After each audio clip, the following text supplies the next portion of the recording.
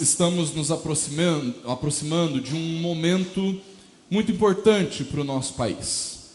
Como os irmãos bem sabem, no dia 2 de outubro nós somos convocados para elegermos, as urnas para elegermos deputados, senadores, presidente. E por conta disso, queridos, desse nobre dever que nós temos, o nobre dever ao qual nós somos convocados, ao qual nós não podemos nos omitir, a pedido do conselho da igreja, eu gostaria de dar uma breve palavra pastoral a respeito das eleições que se aproximam. E por conta disso, eu quero tomar a liberdade de ler e comentar, queridos, com os irmãos, comentar brevemente aquilo que diz o capítulo 23 da nossa confissão de fé a respeito da autoridade e do magistrado civil. O texto da nossa confissão de fé, queridos, diz assim, no primeiro parágrafo: Deus, o Senhor Supremo e Rei de todo o mundo, instituiu sobre o povo os magistrados civis, em sujeição ao próprio Deus, para a sua glória e para o bem público, e para este fim os armou com o poder da espada para defesa e encorajamento dos bons e punição dos malfeitores. Esse primeiro parágrafo, queridos, nos diz claramente que nós precisamos atentar para a realidade de que Deus é a autoridade suprema do universo.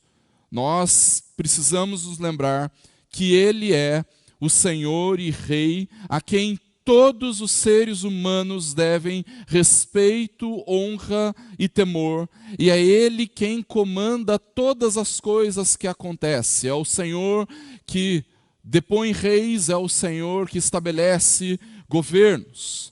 Não apenas isso, queridos, este parágrafo também nos diz que toda autoridade civil, nas mais variadas esferas sociais legalmente instituídas, são em primeira e em última instância instituídas pelo próprio Deus. Ninguém pode alegar soberania alguma ou autoridade vindas de si mesmo sem antes ter o próprio Deus o instituído para este cargo. No entanto, o texto também nos diz qual é o propósito dos magistrados civis. E ele fala sobre duas coisas. A primeira delas é encorajar e defender os justos e bons, e em segundo lugar, castigar os malfeitores. Segundo aquilo que cremos, queridos, aquilo que professamos, a lei só tem rigores para aqueles que são transgressores da lei. Normalmente a gente costuma corrigir os nossos filhos dizendo assim: vou chamar a polícia. Ou então, quando a polícia está passando, você fala assim: ó, Daniel, se esconde que a polícia está chegando. Né?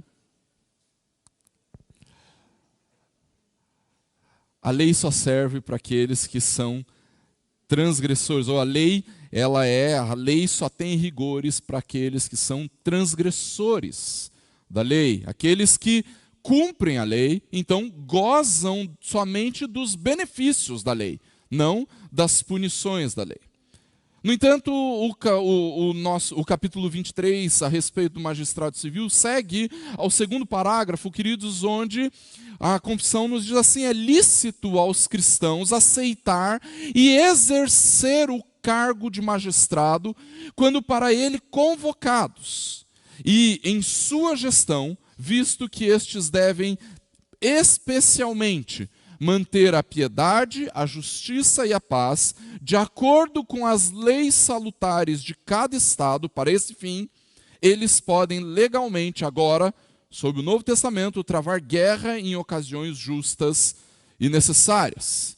O que o texto nos diz, queridos, é que todo cidadão do céu que ama a glória eterna e almeja o lar celestial é também um cidadão deste mundo.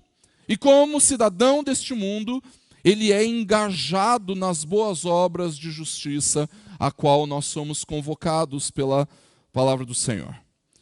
Você vai lembrar que durante muitos anos a mentalidade dos crentes do nosso país, dos evangélicos do nosso país, fazia com que nós nos abstivéssemos de nos envolvermos nas questões políticas e até mesmo de assumirmos cargos nas lideranças da esfera social e civil. O resultado dessa separação, dessa alienação, queridos, foi absolutamente drástico. Acontece que mais recentemente nós temos visto o inverso acontecer. O ingresso de muitos evangélicos na política tem sido igualmente desastroso. E tudo isso porque muitos usam a Igreja de Cristo como plataforma eleitoral para fins e ainda para fins reprováveis. Quantos não são os escândalos envolvendo parlamentares que se dizem evangélicos? Infelizmente isso tem se tornado cada vez mais frequente. E é ainda pior quando nós ouvimos que eles alegam ser os representantes das igrejas no meio político. Um candidato eleito, queridos, deve zelar pelos interesses de toda a população, não apenas de um grupo ou de outro, mas o bem-estar de todo o povo. No parágrafo 3º, queridos, deste mesmo capítulo, nós vemos a nossa confissão de fé, aquilo que nós professamos, nos ensinar o seguinte: os magistrados civis não podem assumir para si a administração da palavra e dos sacramentos, nem o poder das chaves do reino dos céus, tampouco interferir, de modo algum, em questões de fé. No entanto, como pais zelosos, é dever dos magistrados protegerem a igreja de nosso Senhor, sem dar preferência a nenhuma denominação de cristãos sobre as demais, de forma que todos gozem plena, livre e inquestionável liberdade de desempenhar todas as suas funções sagradas sem violência ou perigo. E visto que Jesus Cristo instituiu um governo regular e uma disciplina na sua igreja, nenhuma lei de qualquer estado deve interferir, permitir ou impedir o devido exercício dos mesmos entre os membros voluntários de qualquer denominação de cristãos, de acordo com a sua própria profissão e crença. É dever dos magistrados proteger a pessoa e o bom nome de todo o seu povo, de modo que a ninguém seja permitido, sob pretexto de religião ou de infidelidade, dirigir qualquer ofensa, violência, abuso ou injúria a qualquer outra pessoa, e garantir que todas as assembleias religiosas e eclesiásticas sejam realizadas sem tumulto ou perturbação. Queridos, quando nós olhamos para esse texto, nós precisamos nos remeter àquilo que ele significava na época da Reforma. Nós precisamos nos lembrar que era uma época em que a autoridade do Papa era questionada não apenas sobre as matérias de fé, mas os irmãos vão lembrar que durante a idade, não porque estiveram lá, né? Os irmãos vão lembrar que naquela época o governo estava completamente associado com a igreja e a igreja completamente associada com o governo. E o que este parágrafo da nossa confissão de fé nos diz, queridos, é que o Papa não deveria se embrenhar nos assuntos da política do magistrado. No entanto, também era verdade que alguns reis queriam determinar como a igreja deveria ser. E este parágrafo também diz que essa não é a função dos magistrados. Os magistrados não devem tentar impedir o culto, a adoração, aquilo que nós cremos.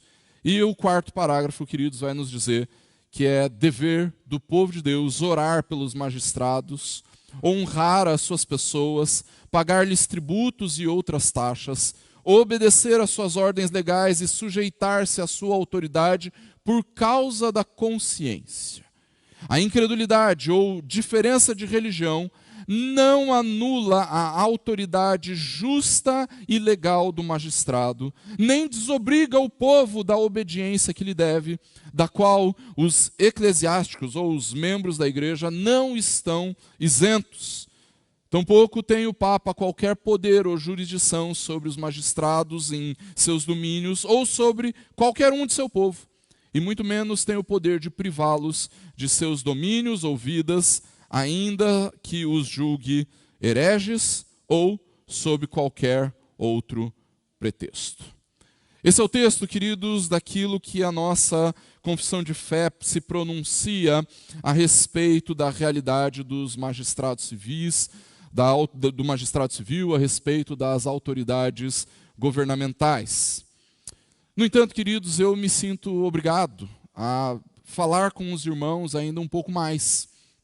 Uma vez, queridos, que evidentemente eu não tenho nenhuma pretensão de direcionar o seu voto a qualquer candidato que seja, longe de mim querer comprometer o seu voto com o candidato da minha preferência. O voto é e precisa ser uma livre expressão da consciência cristã. Assim como a família, assim como a educação dos filhos, assim como o trabalho que nós exercemos, irmãos, tudo em nossa vida é executado de acordo com a liberdade que nos é dada em Cristo. No entanto, irmãos, assim como a vida familiar, assim como a educação dos filhos, assim como o trabalho que nós somos chamados a desempenhar neste mundo, nós devemos estar submissos aos princípios da palavra de Deus. Assim também o dever cívico de escolhermos o magistrado civil precisa estar submisso aos princípios daquilo que a palavra de Deus nos estabelece. Nós devemos sim votar de acordo com os princípios que a palavra de Deus estabelece para nós. Nós devemos votar de acordo com a cosmovisão que a Bíblia forma em nós. E caso você queira descobrir aquilo que a palavra de Deus, evidentemente, nesse momento seria impossível tratar dos princípios dos quais Deus nos orienta à votação, a escolhermos candidatos. Se você quiser descobrir o que a palavra de Deus fala sobre como nós devemos votar e como nós devemos escolher os nossos candidatos, então eu te convido para visitar intensamente nas 2 próximas semanas o nosso canal do YouTube. Por quê? Porque lá você vai encontrar 11 aulas sobre os 10 mandamentos e como cada um desses mandamentos nos trazem princípios definidores a respeito das nossas escolhas para a vida e para as próximas eleições. Para além disso, queridos, nós temos 28 sermões sobre os fundamentos da vida cristã.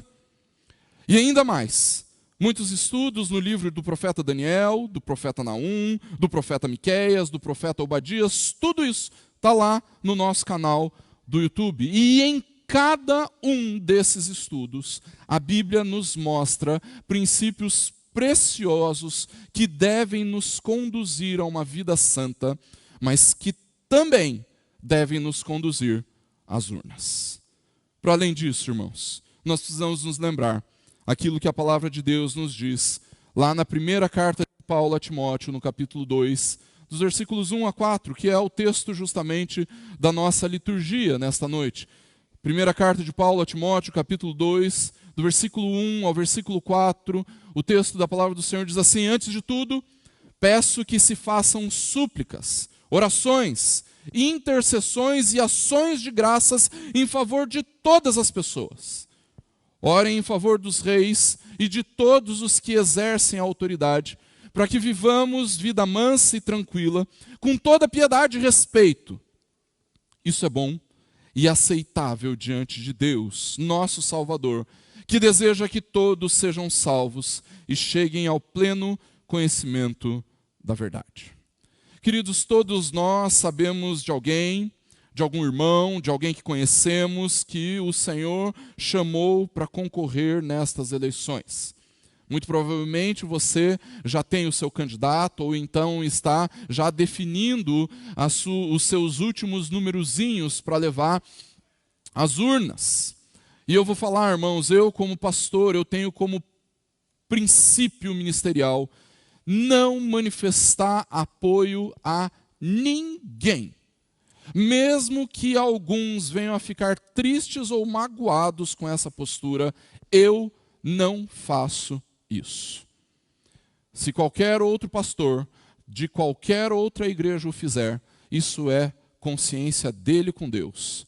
Eu não faço. E a não ser que alguma coisa aconteça, jamais o faria. Nem se minha esposa fosse candidata, eu manifestaria apoio publicamente a ela. Não porque não confio nela, mas porque eu entendo as diferenças que existem entre o que eu faço aqui e a minha vida civil. No entanto, queridos, isso não quer dizer que nós não devamos orar por tais irmãos.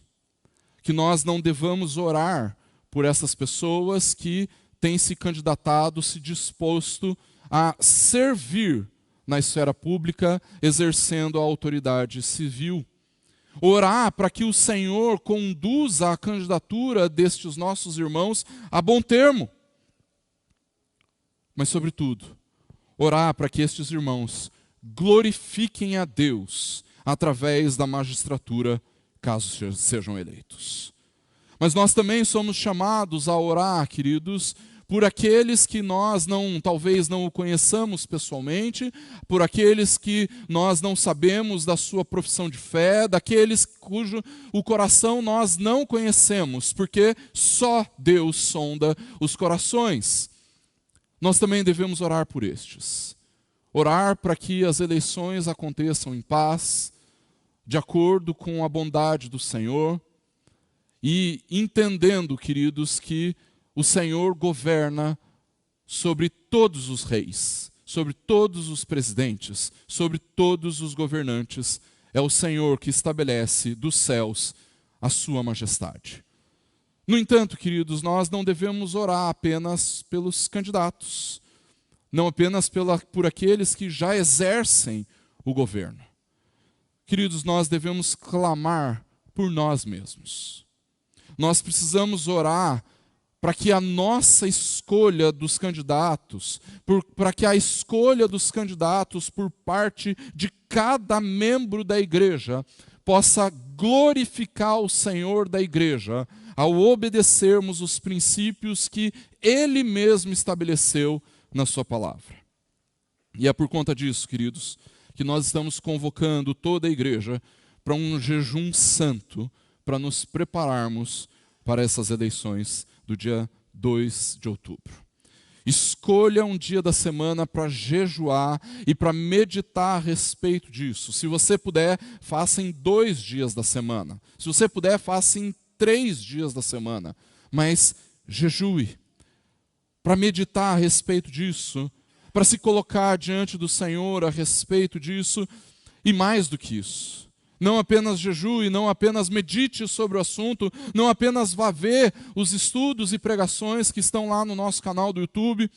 Mais do que isso, não passe um dia sequer, até o dia 2 de outubro, sem que você ore pelas eleições no nosso país. E é justamente isso que nós faremos nesse momento. Quero te convidar para, se você puder, se a sua condição física permitir, para que você se coloque de joelhos nesse momento. Nós vamos interceder pela nação, nós vamos orar pelas eleições, nós vamos orar pelos candidatos. E eu quero te convidar a orar não apenas por isso, mas a orar por você mesmo, para que o seu coração seja movido de acordo com os princípios que a palavra do Senhor estabelece na hora de escolher o seu candidato. Oremos, queridos, silenciosamente.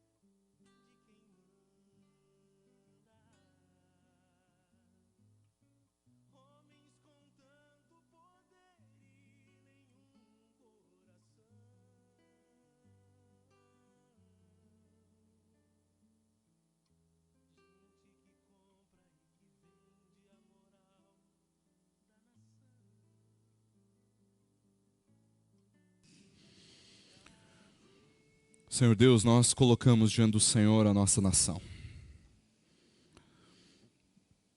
Nós nos entendemos como povo do Senhor, como povo que está peregrinando de volta para a pátria celestial, de volta ao lugar ao qual nós pertencemos. No entanto, Deus, durante esse tempo da nossa peregrinação, nós somos chamados a nos envolvermos intensamente com a Babilônia, com o mundo em que vivemos.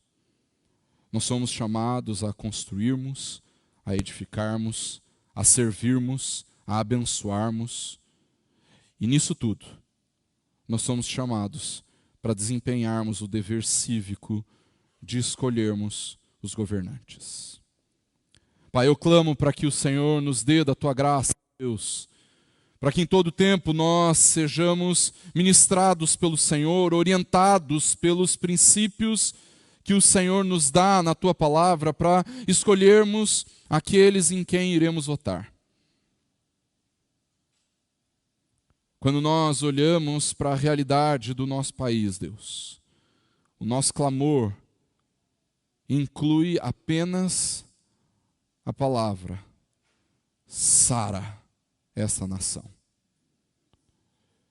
Deus, nós não aguentamos mais a maldade, a perversidade, a imoralidade, a corrupção, a idolatria, as palavras fúteis. Deus, nós não aguentamos mais. Em nome de Jesus, eu clamo para que o nosso coração esteja na esperança da glória. Deus, muito obrigado, porque quando nós olhamos para aqueles que exercem o governo, nós descobrimos o motivo pelo qual o Senhor estabeleceu a Tua majestade nos céus. Justamente para que nós possamos olhar para o Senhor, a fonte da nossa esperança, aquele em quem nós depositamos toda a confiança. E é exatamente por isso, Deus, que nós Te louvamos, porque sabemos, Deus, que o Senhor não nos abandona. E ainda que o Senhor estabeleça o Teu juízo através do Estado para nos corrigir, para nos tratar, para nos purificar, ainda assim, Deus, nós nos submetemos ao Senhor como Rei do Universo, para que a Tua vontade seja feita e cumprida na vida da igreja. Obrigado, Deus, porque nós temos um Rei. Rei que nunca, jamais será deposto. Um Rei que governa sobre todos os outros. E é exatamente nele que nós confiamos. Age, Deus, com graça nas nossas vidas. Que o Senhor